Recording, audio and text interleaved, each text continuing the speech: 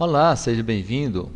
Estamos aí, eu sou o professor Alberto, Instrumentação Industrial, e nesse módulo a gente está trabalhando o tema medição de nível. Na aula anterior, a gente trabalhou medição direta de nível, ou seja, aquele onde a gente faz uma medida direta lá no nível. Agora, nós vamos abordar a medição indireta, que é um outro processo de se medir níveis de materiais. Na medição indireta, que é um tipo de medição que se faz para determinar um nível em função de uma segunda variável, nós temos vários processos, vários métodos que estão relacionados aí. O método do deslocador, do empuxo, o método da pressão diferencial, do borbulhador, da capacitância, ultrassom, por pesagem, por raio gama.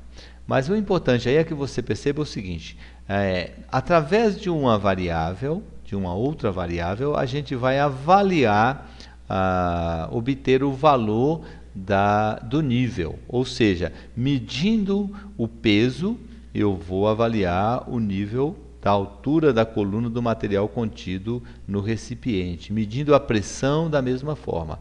Então é isso que a gente vai abordar nessa videoaula, ou seja, uma medição de nível, mas de forma indireta.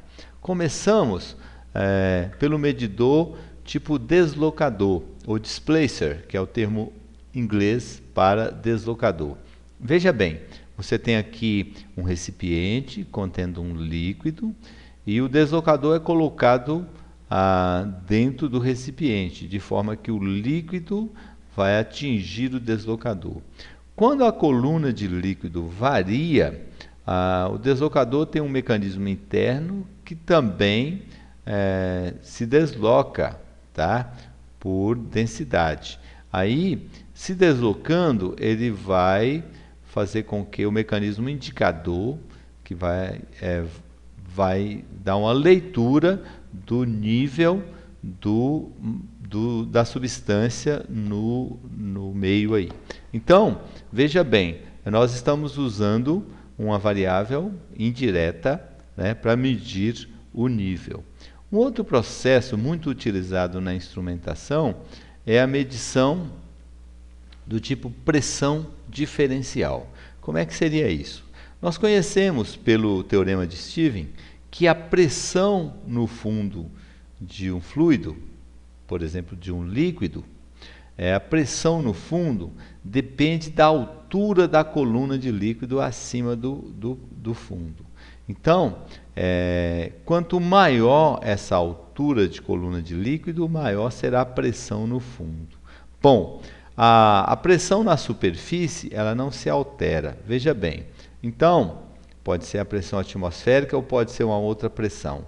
O fato é que medindo a diferença entre a pressão na superfície e a pressão no fundo, pelo teorema de Stevens, pode-se avaliar o valor da diferença entre as pressões. Avaliando a diferença entre as pressões na superfície e no fundo, estaremos avaliando a altura da coluna do fluido. Claro, conhecido o fluido no caso. E assim, utilizando uma outra variável que é pressão, pode-se avaliar a variável nível.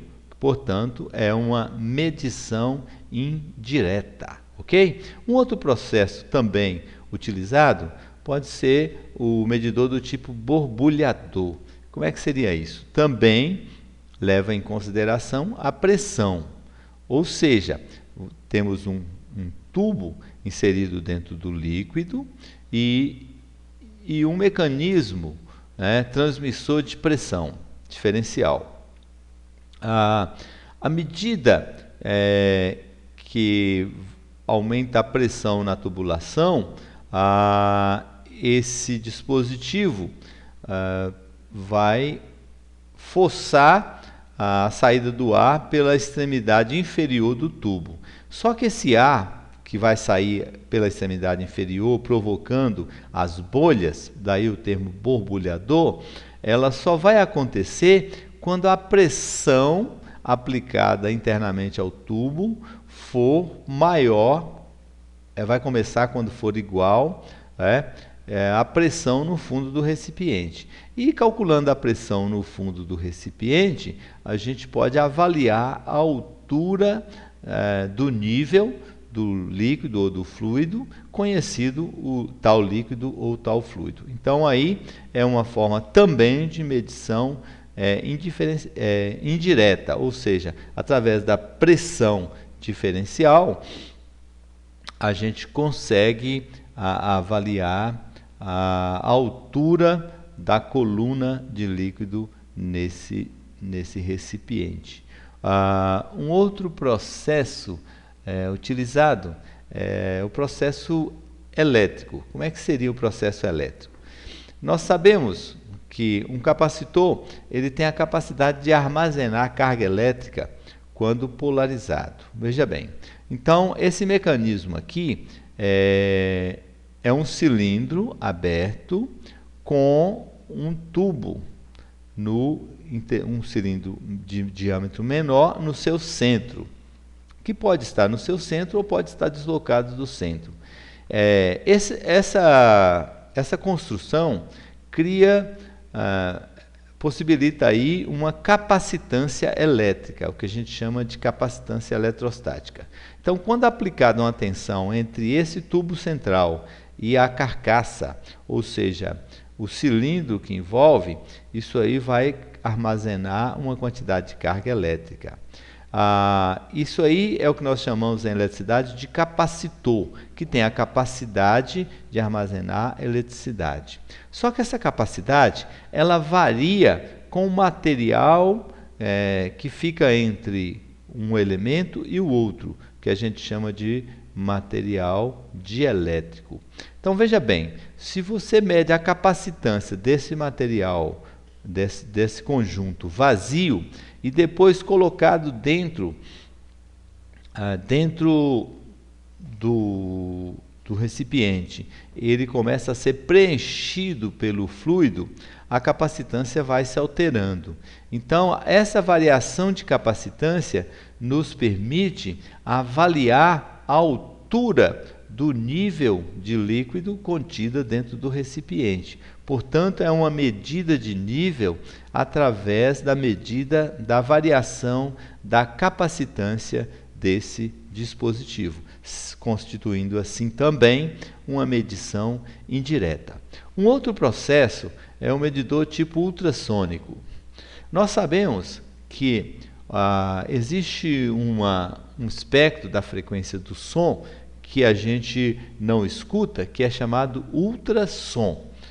Está fora do nosso campo de audição, mas que é um som também. Então, esse medidor ultrassônico, como que ele funciona? Tem um dispositivo emissor de ultrassom que vai emitir uma onda de ultrassom até a superfície do líquido, no caso, ou do material. Essa onda, ao colidir com a superfície, ela é refletida, que é uma propriedade das ondas. Refletida de volta, ela é lida novamente, ela é lida pelo receptor e faz-se o cálculo do tempo que a onda levou para descer até a superfície, ser refletida e retornar até o detector.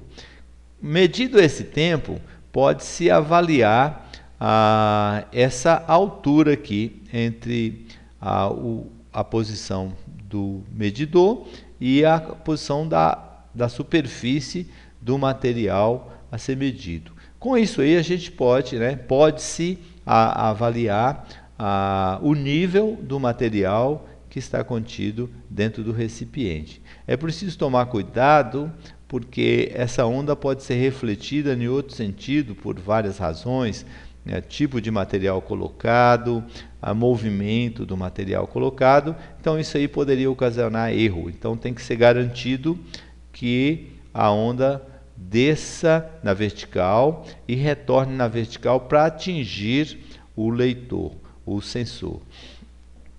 Da mesma forma, aqui nós temos medida de ultrassom para líquido, onde a onda tem que estar na vertical. Nesse processo da esquerda, cometeríamos um erro se tentássemos medir nessa posição aí. Aqui agora nós temos um medidor do tipo radioativo, ou seja, a gente coloca aqui uma fonte de radioatividade, tá? Que vai emitir partículas radioativas, mas ela não vai, é preciso dizer isso, essa fonte radioativa ela não contamina o recipiente e nem o material. Ela não pode ser exposta ao ser humano diretamente por longos períodos, mas no material ela não vai causar nenhum dano e também ela não vai tornar o material radioativo. Simplesmente ela vai ser utilizada com muita precisão para detectar o nível da substância contida no recipiente. Como? Esse material é emitido, à medida que o nível vai subindo, o detector passa a detectar menos radioatividade, porque parte da radioatividade é absorvida pelo material que vai subindo aqui, que vai preenchendo o recipiente. Bom, feita a medida da quantidade de radioatividade recebida no receptor, a gente pode medir o nível do material dentro do recipiente, medindo assim também nível através de uma medição indireta. E por último, a gente pode também fazer uma medição do nível do material dentro do recipiente através da pesagem, ou seja, conhecido o material, nós sabemos pela densidade dele que ele pesa tantos quilograma-força por unidade de volume. Então, convertendo isso em altura, a gente pode medir o nível, medindo indiretamente através da pesagem do material contido no recipiente. Esses processos de medição de nível ou de medições de níveis, você vai encontrar a todo instante nas aplicações práticas, na indústria, nos equipamentos em que você irá conviver, que você encontrará no mercado. Então, seria importante você ter os princípios básicos e, a partir daí, de frente com o material real, você avaliar realmente qual é o processo que está sendo utilizado especificamente naquele equipamento. Ok? Com isso a gente termina a parte o módulo de medição de níveis, medição direta e medição indireta. Até uma próxima aula, um abraço para você.